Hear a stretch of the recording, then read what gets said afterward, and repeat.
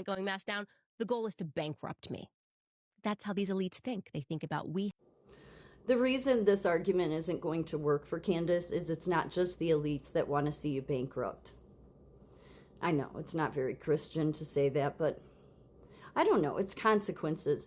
You realize she has 5 million followers. I mean, I don't know how many of those are really bots, though, but because what I see is a ton of people saying she's out of her mind.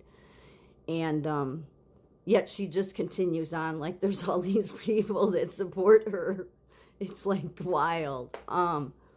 Anyway, do you realize, though, with that amount of followers, she could have been exposing what I did about the Kennedy family going back to the O'Kennedys of Ireland, and the O'Kennedys were part of the King of Ormond in Ireland, and they were literally trying to get the King James II, because I did a video recently how they brought in King of Orange, I think his name was.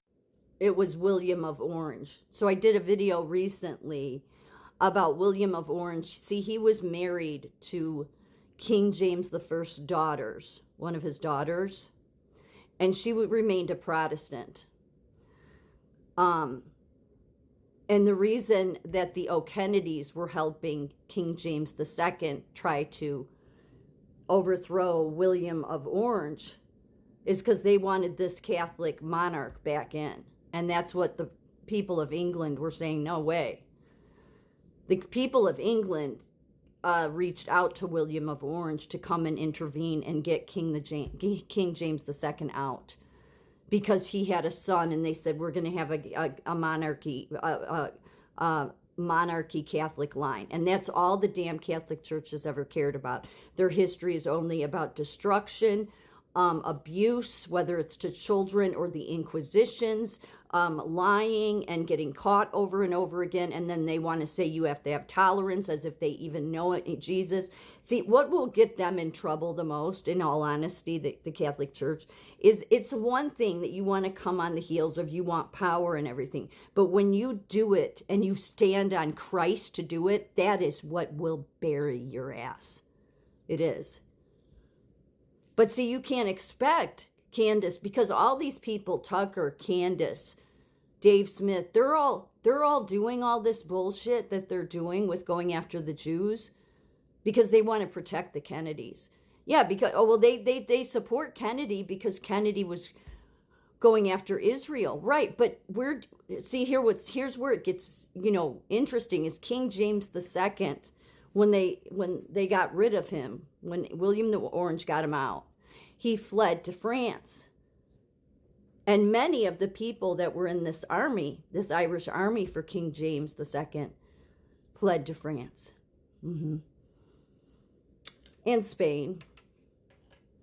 And I recently had talked about the Sephardic Jews and how some people have said, are the Kennedys Sephardic Jews? Because of part of it, why I wonder, is because of the illnesses that JFK had. Again, he had polygranular syndrome 1. I think it was 2, though. 2 falls under. It's a very unique kind that really is only seen in Sephardic Jews.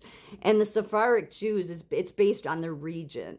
So, and they were from Spain and Portugal and one other place I forget. But and they were persecuted too.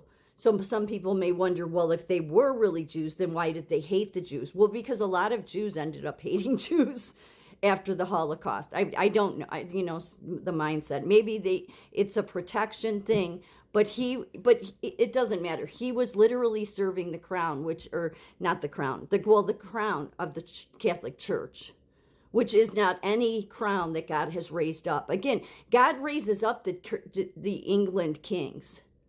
He does, because he raises up the kings. But when those kings decide, I'm going to pledge loyalty to the Holy Father, the Holy See at the Catholic Church, God is done. God says no. That's why every time these people try, and it happened here, even though we don't have kings here, again, it goes back to the same argument. Why was Reagan protected? Why was Trump protected? Yet Kennedy, in an open convertible, is shot to death.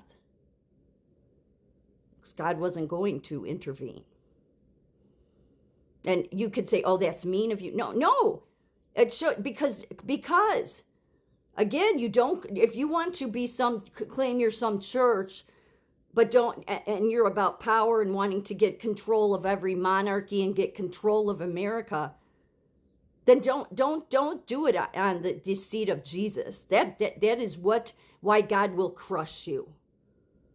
He will. There's some lines you don't cross. The other line you don't cross is you don't try to blow up kings that God has raised up. Anybody in their right mind that thinks that God has forgotten about what these people tried to do to King James the First, oh boy, that's a big mistake.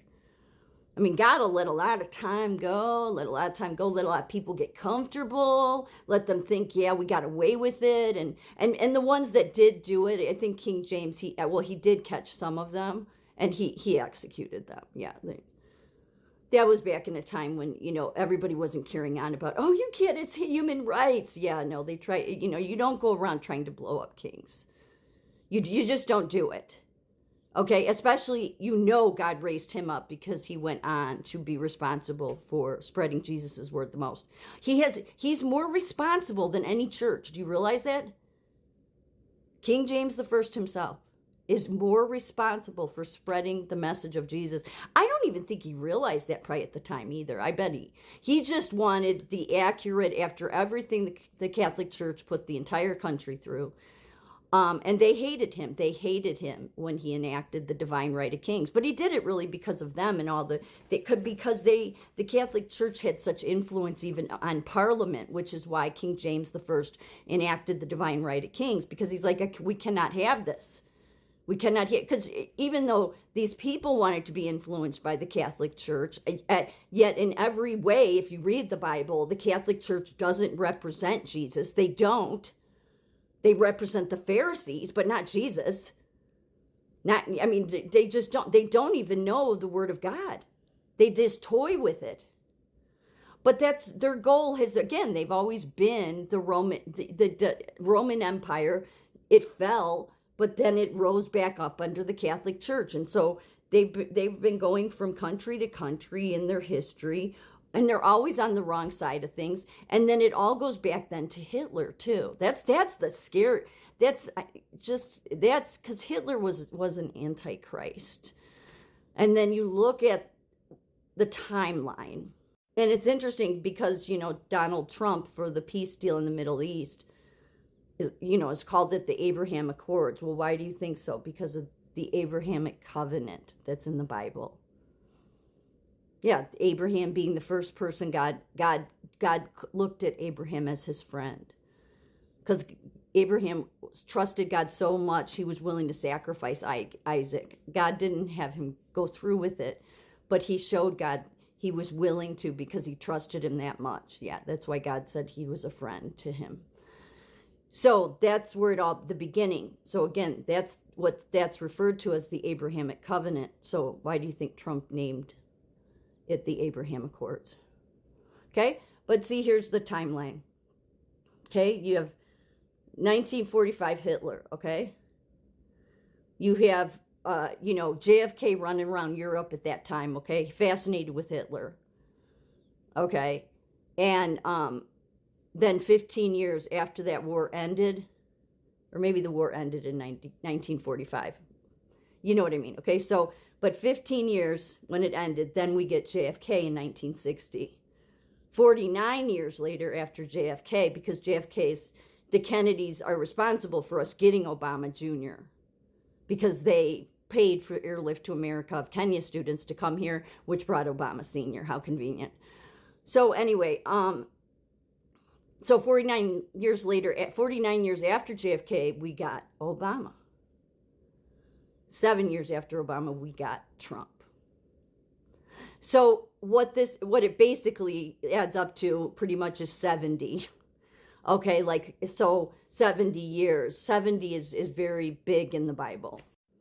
The Israelites spent 70 years in Babylonian captivity, which was a period of punishment and eventual restoration. This 70-year period is understood as a generation and time of fulfillment of God's purpose. So just think, Candace Owens could have been telling you everything I've been telling you.